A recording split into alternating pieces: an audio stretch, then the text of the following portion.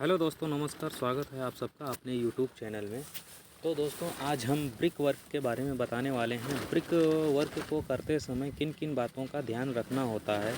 दोस्तों, आप लोग देख रहे हैं ये जो कॉलम है, जो है कॉलम के थ्रू सारा लोड न कि ब्रिक के ऊपर आता है। ये लोड जो भी होता है कॉलम के द्वारा नीचे ट्रांसफ़र कर दिया जाता है। दोस्तों, ये बात आप लोग ये भी जानते होंगे कि मकान में आउटर की वाले 9 इंच की रहती हैं और इनर की पार्टीशन वाल 4 इंच की रहती है। तो दोस्तों, ये किस तरह से काम किया जाता है, कैसे क्या होता है, ये सारी चीज़ें आज हम इस वीडियो के माध्यम से आप लोगों तक शेयर करेंगे। तो दोस्तों देखिए, जो है पार्टीशन वाल क्यों नहीं बाहर की तरफ बनाया जाता है, 9 इंच की ही वाल क्यों आउटर में बनाई जाती है, इन सब वो तमाम बातों का आंसर इस वीडियो में मिलेगा। तो दोस्तों, आप लोग देख लीजिए किस तरह से ये 4 इंच की दीवार पे वर्क किया जाता है। 4 इंच की दीवार में दोस्तों बार्स भी प्रोवाइड किए जाते हैं, क्योंकि ये 4 इंच की दीवार को ज़्यादा स्ट्रेंथ मिल सके। दोस्तों, आउटर के साइड में 4 इंच की दीवार इसलिए नहीं लगाते हैं ताकि बारिश जब भी होती है तो ये यदि ज़्यादा समय तक बारिश हो जाती है तो उस वाल के थ्रू अंदर की तरफ सीपेज आ जाता है। तो दोस्तों, ये सीपेज से बचने के लिए हम लोग क्या करते हैं, और मकान की जो आउटर वाल्स होती हैं इन वाल्स में 9 इंच की ही वाल बनाते हैं, जिससे कि जब भी बारिश होती है ये जो है दीवारें पानी की वजह से भीग के अंदर तक सीपेज नहीं होने पाता है, मॉइस्चर नहीं आता है। दोस्तों, ये कुछ बातें होती हैं जो कि मुझे ध्यान रखना होता है। जनरली लोग ये चीज़ें जानते भी हैं और बहुत लोग नहीं भी जानते हैं कि 9 इंच की दीवार आउटर में ही रखी क्यों जाती है, या मतलब जो लोग नहीं जानते हैं वो काम अपनी कॉस्ट कम करने के लिए दोस्तों जो है आउटर की वाल भी 9 इंच की ही बना देते हैं। दोस्तों, सबसे पहले ब्रिक की क्वालिटी को चेक करेंगे।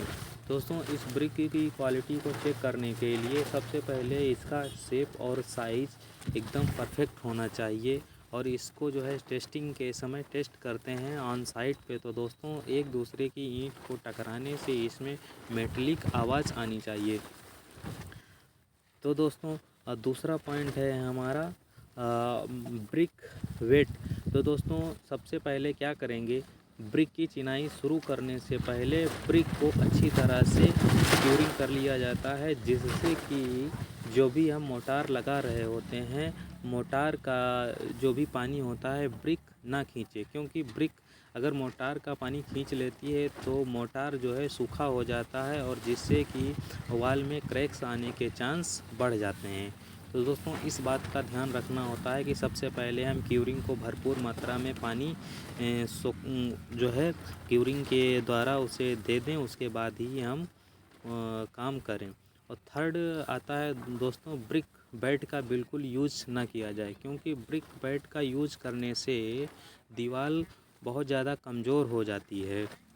तो टूटी ईंटों का ध्यान रखना है कि टूटी ईंटों का ध्यान जो है प्रयोग बिल्कुल ना किया जाए।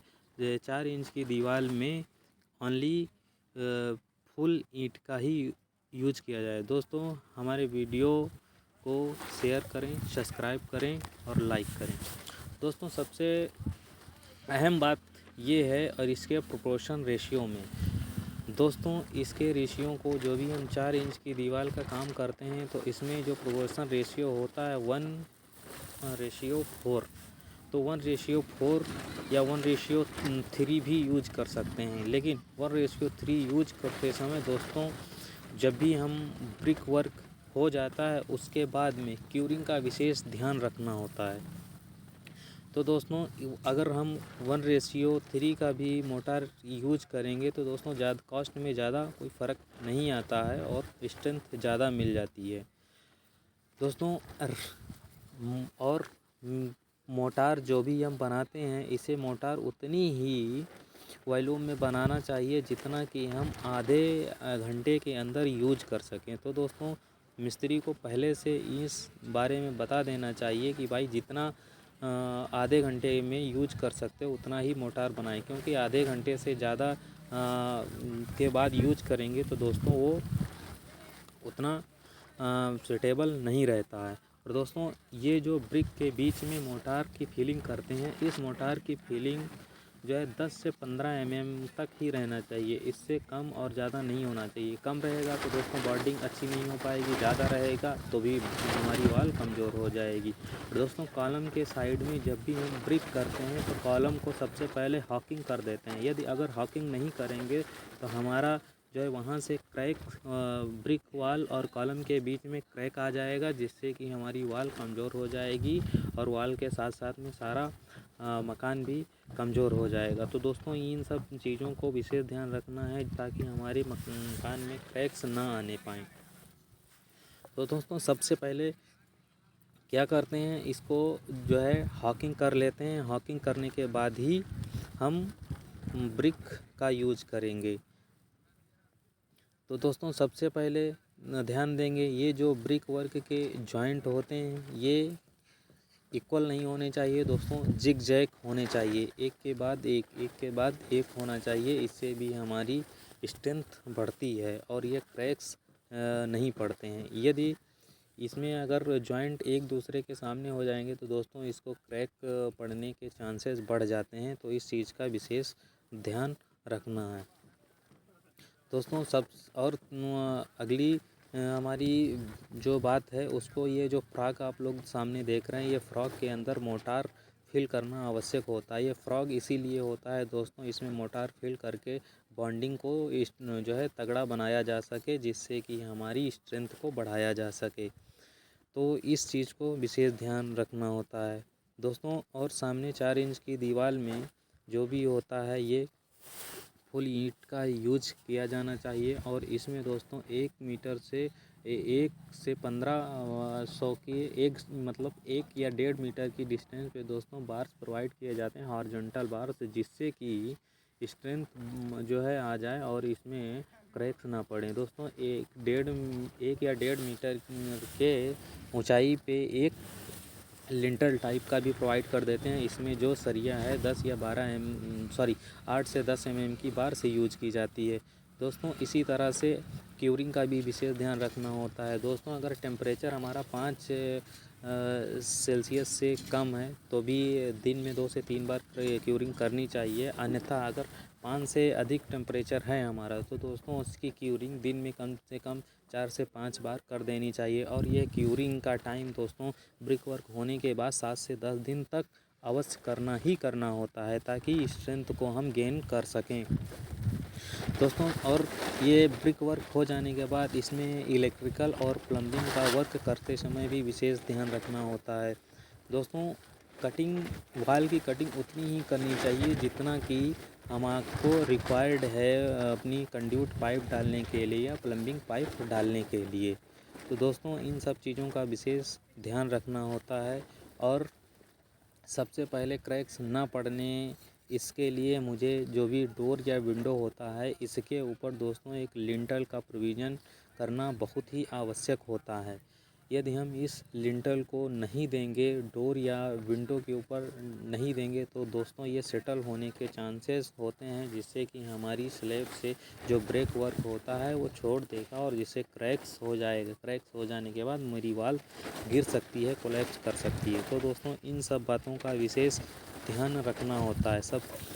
तो लिंटल देना बहुत ही आवश्यक होता है दोस्तों डोर और विंडो के ऊपर में दोस्तों। इसी तरह से जो है वाल को चेक करते हैं वर्टिकली, मतलब ये जो सीधा है या नहीं सीधा है दोस्तों, साहुल को लगा के प्लम बॉब को लगाकर चेक करना बहुत ही ज़रूरी होता है। यदि वाल हमारी स्ट्रेट नहीं है, कॉलम में साहुल में नहीं है, तो दोस्तों ये भी एक पॉइंट हमारे लिए नुकसानदायक होगा दोस्तों। और एक ब्रिक वर्क की वाल को एक दूसरे से कनेक्ट करने के लिए दोस्तों, इसमें जिस तरह से आप लोग देख रहे हैं ये जॉइंटिंग के लिए बनाया गया है।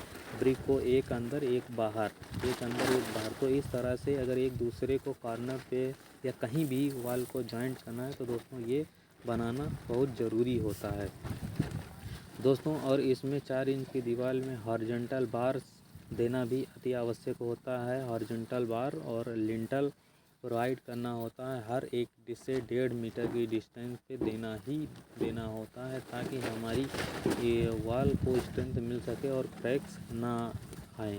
तो दोस्तों ये काम भी अति आवश्यक होता है यदि हम ब्रिक वर्क कर रहे हैं तो। दोस्तों इसी तरह से हम आगे बढ़ते हैं इसी क्रम में। तो दोस्तों ये इसमें क्यूरिंग का भी विशेष ध्यान रखना होता है जो है। यदि हम क्यूरिंग नहीं कर पाएंगे तो भी हमारी सारी इतनी मेहनत बेकार जाएगी सर। कितना भी अच्छा मोटार हम क्यों ना यूज़ कर लें, यदि हम क्यूरिंग नहीं कर पा रहे हैं या क्यूरिंग नहीं करते हैं तो भी हम स्ट्रेंथ को गेन नहीं कर सकते हैं और सारा पैसा हमारा वेस्ट जाएगा सर। ये सबसे पहले ये देखिए कोपिंग। दोस्तों कोपिंग और लिंटल और डीपीसी में बहुत सारे लोगों को डिफरेंस नहीं पता है। तो कोपिंग वहाँ पे की जाती है जैसे कि सबसे ऊपर कोई पैरापेट की वाल है या जो भी है, पैरापेट की वाल पे जो किया जाता है वो कोपिंग किया जाता है। कोपिंग इसलिए किया जाता है ताकि वो बारिश का जो पानी होता है वो कंक्रीट या कोपिंग पे गिर के जो है डाइवर्ट हो जाए और ब्रिक में ना जाके, मतलब ब्रिक के ऊपर डायरेक्ट गिरता है तो एब्जॉर्ब कर लेता है, जिससे कि सीपेज होने लगता है।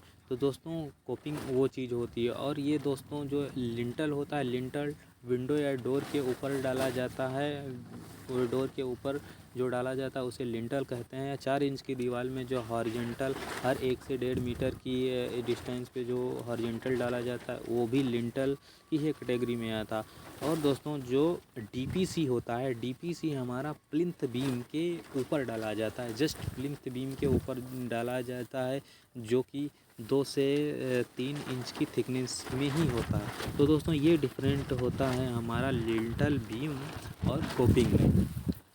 तो दोस्तों हमारी वीडियो आप लोगों को कैसी लगी मुझे कमेंट करके ज़रूर बताएं। यदि आप चाहते हैं कि इसी तरह की वीडियो से आपको जानकारी मिलती रही तो दोस्तों मेरे वीडियो को लाइक करें, सब्सक्राइब करें और शेयर भी करें, ताकि दूसरे लोगों को भी पता चल पाए। यदि वो अपने घर का काम करवाना चाहते हैं या सिविल इंजीनियर, साइट इंजीनियर हैं तो उन लोगों को ये जानकारी मिल पाए मुझे क्या क्या सावधानी बरतनी होती हैं ब्रिक वर्क करने में।